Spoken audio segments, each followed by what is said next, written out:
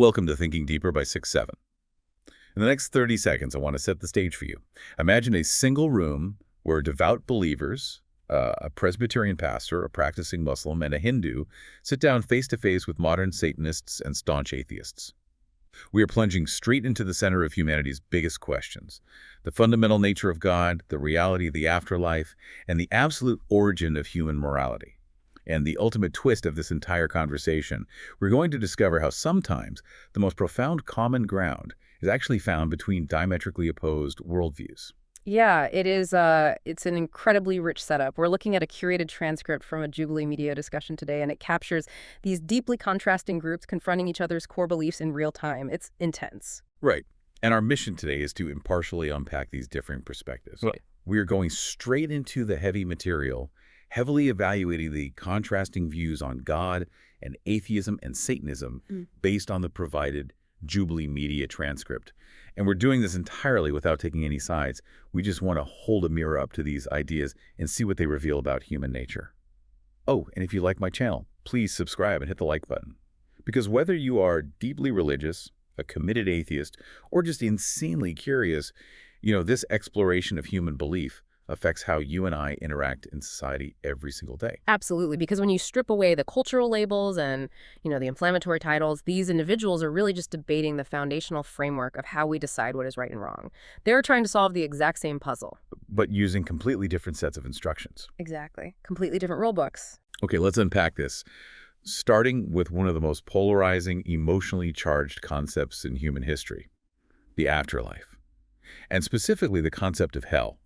Because this is where the fundamental clash over the nature of God really takes center stage in our source material. It really does. On one side, we have the religious perspective, primarily detailed by Sean, who's the Presbyterian pastor. For him, hell isn't some fiery cartoon from a medieval painting. It is a necessary structural place of ultimate justice. Right, and to understand Sean's viewpoint, we have to look at the theological concepts of original sin and divine justice.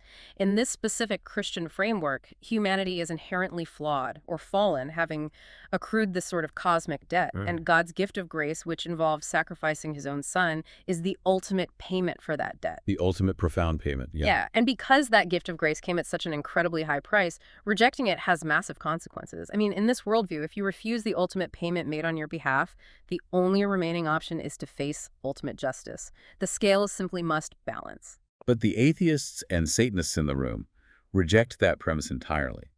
Jason, one of the Satanists, he argues that a deity who would burn people eternally simply for the act of non-belief is inherently cruel. Right, he points out the logical friction there. Exactly. He says, look, if this deity is all-knowing, he supposedly knows exactly what evidence it would take to convince every single person to believe.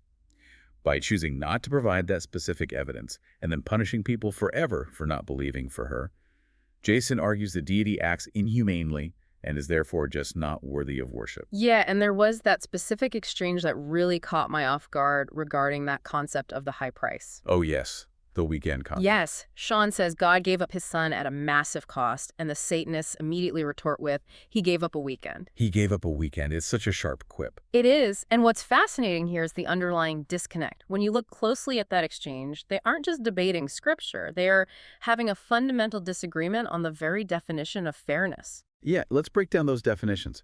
How exactly are they measuring fairness differently? Because they're clearly talking past each other. Well, the Christian perspective sees fairness entirely through the lens of a divine infinite hierarchy. Deserved punishment is absolved by divine grace. So Sean views the sacrifice of Jesus as absolute and infinite because of the divine nature of the person sacrificed. Right. But the Satanist and humanist perspective evaluates God's morality through a very modern corporeal lens of human rights. So let's look at the phrase, he gave up a weekend. They are pointing out that an immortal, omnipotent deity dying temporarily and then resurrecting doesn't equate to a permanent, tragic sacrifice in standard human terms. It doesn't map onto our human experience of death. Exactly. They're applying a totally different metric to measure divine actions, using the finite human experience of death as the ultimate ruler. So you're measuring the infinite with finite rulers, and neither side accepts the other's unit of measurement. Exactly. Here's where it gets really interesting. We have to look back at the beginning of it all, to the Garden of Eden and the story of Genesis. How these two groups interpret the origin of human knowledge is essentially looking at a photographic negative. It's a complete inversion. Yeah. The sources show us that Sean interprets the Garden of Eden as a perfect environment created out of generative love. And we should probably define generative love for the context of this deep dive. It means creating something purely for the joy of watching it thrive, without needing anything in return. Sean sees Eden as a space specifically designed for humans to flourish in total peace. They were living in an unashamed, transparent relationship with their creator. And the restrictions placed on them, those were for their own protection. But the Satanists look at that exact same story, and they see a tyrant holding humans back. They argue that God wanted to keep humans, and this is a direct quote, naked and stupid. Naked and stupid, yeah. Treating them almost like ignorant playthings in a terrarium. In their view, Satan, represented by the serpent offering the fruit of the tree of knowledge, was actually performing a profoundly good action. Yeah. They see him as the first advocate for equal rights. Right. By offering the apple, he was offering humanity the chance to grow up, to understand the world, and to have agency. It is a complete ideological inversion of the traditional Western narrative. It really is. Instead of the tragic fall of man resulting in original sin, the Satanists view the Garden of Eden story as the intellectual liberation of man. Satan becomes the symbol of freedom, liberty, and the relentless pursuit of knowledge against an authoritarian regime. And we also need to bring in Ragini's perspective here. As a Hindu participant, she adds a completely different layer to this binary view of ultimate good versus ultimate evil. Oh, right. She notes that in Hinduism, the concept of Satan isn't this ultimate adversarial evil trying to steal souls. No, not at all. Instead, the adversarial force is more like an assistant to God. It causes disruption and friction, but primarily for the long-term benefit and spiritual growth of human beings. That perspective is vital, I think, because it introduces the idea of disruption as a necessary catalyst for growth, rather than just a punishment.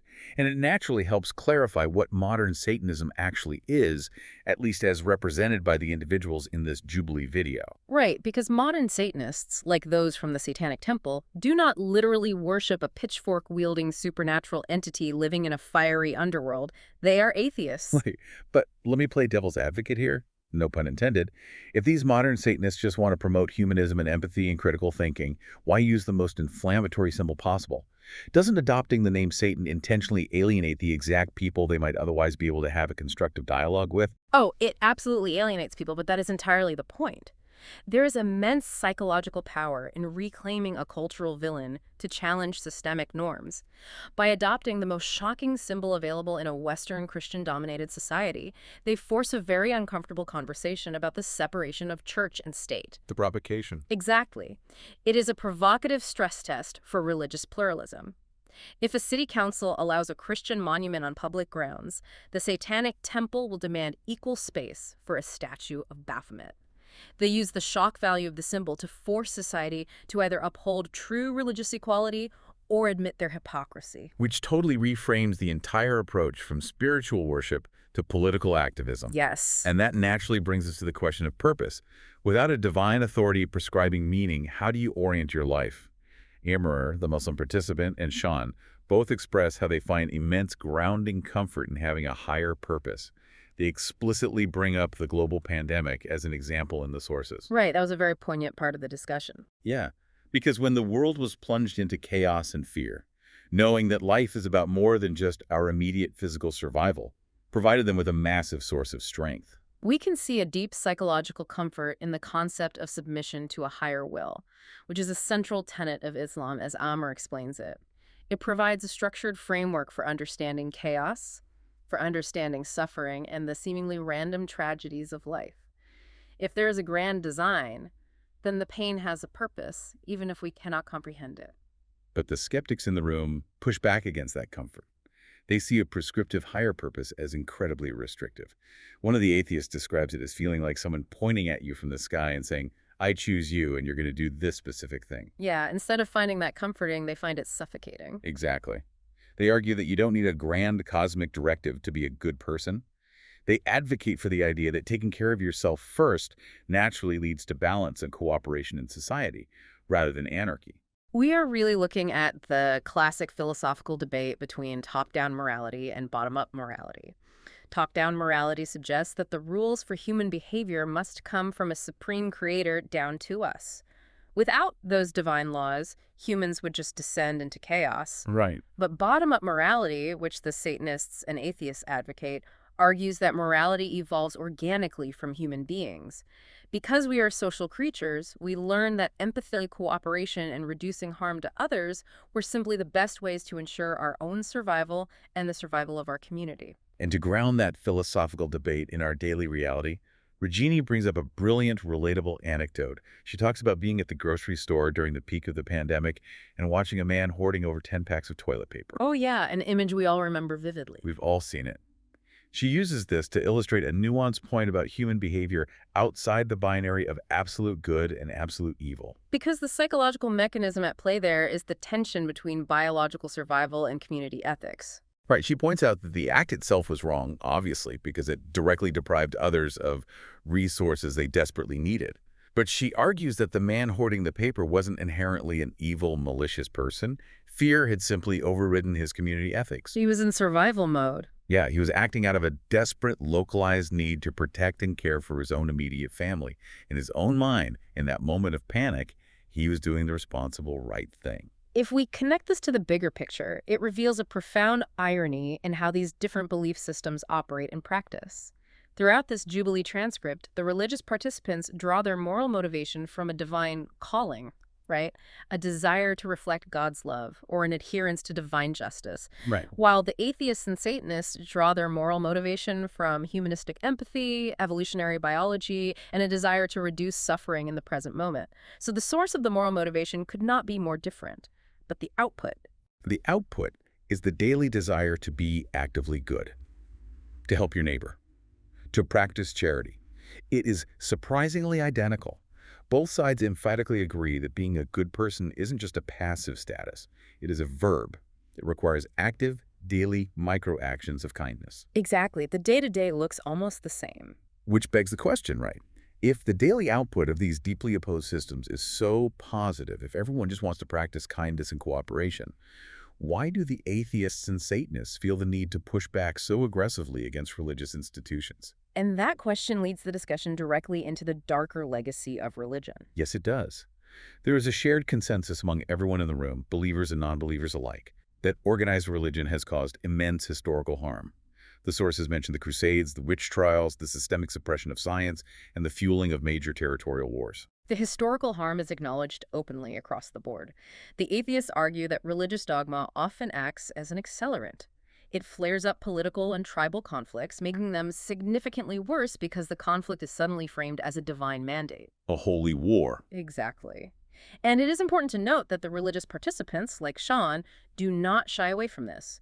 They agree that when individuals use their faith merely to express authoritarian power over others in a way that actively stifles human flourishing, it corrupts the core message and causes catastrophic real-world damage. Yet just when you expect the atheists and Satanists to argue for the complete dismantling of everything associated with the church, the conversation pivots, and the agreement is entirely unexpected. It really was a surprising moment. Yeah, Richard Lale and Lois, two of the Satanists, express a deep, genuine reverence for religious art and culture. They specifically rave about the emotional power of portraits depicting St. Sebastian, the breathtaking, awe-inspiring architecture of ancient cathedrals, and the transcendent beauty of choral music. They even openly acknowledge that humans, by our very psychological nature, require rituals and community gatherings to process grief, celebrate milestones, and find meaning. It is a remarkable moment of vulnerability and consensus. It perfectly encapsulates the dual nature of religious institutions. Religion, sociologically speaking, is ultimately a tool of power.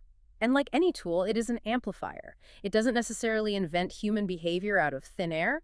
It magnifies what is already there. That makes total sense. Yeah, it has the power to reveal both the absolute peak of humanity, the breathtaking art, the systemic charity, the unbreakable community bonds, and the absolute darkest depths of humanity.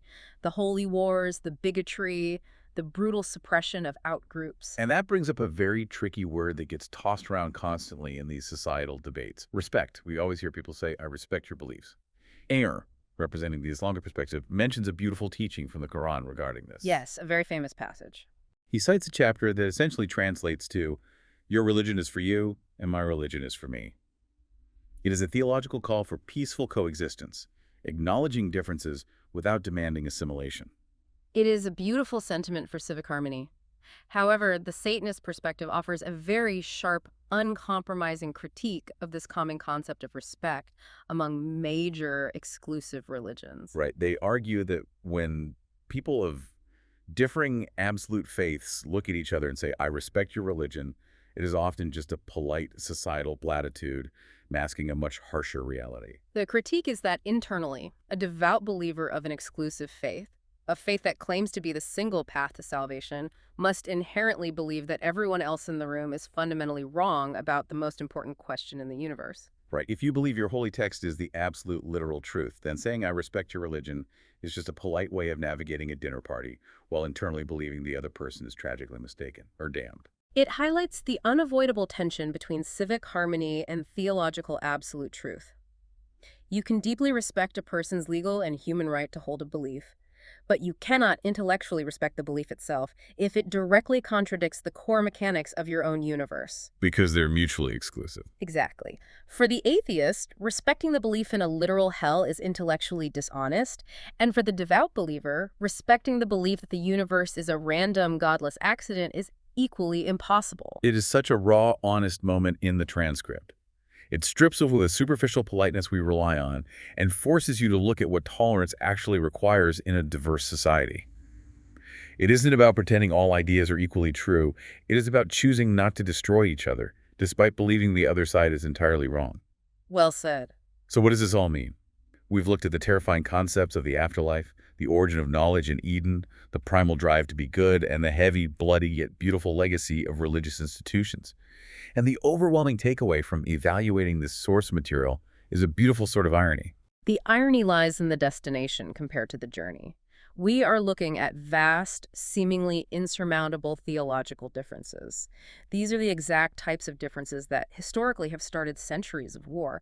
Yet when you distill the conversation down to how these specific individuals want to actually live their daily lives, the core tenets end up looking remarkably similar. Yeah, the Satanic Temple's first fundamental tenet, as highlighted in the sources, is to strive to act with compassion and empathy toward all creatures in accordance with reason. And that secular directive aligns strikingly well with the core foundational messages of love, charity, and respect found in Islam and Christianity, as passionately expressed by Amr and Sean. They're taking radically different philosophical highways, using completely different maps to arrive at the exact same ethical destination. This raises an important question. If our moral compasses, our daily micro-actions of kindness toward our neighbors, and our shared profound appreciation for human beauty look so incredibly similar in practice, regardless of whether we look up to the heavens for divine guidance or look deep within our own evolutionary biology for responsibility, does the absolute origin of our beliefs actually matter? Or is it only the societal destination they bring us to that truly counts? That is a massive concept for you to mull over today. Thank you for joining us on this exploration of belief, morality, and the human condition. Until next time, keep digging deep and questioning everything.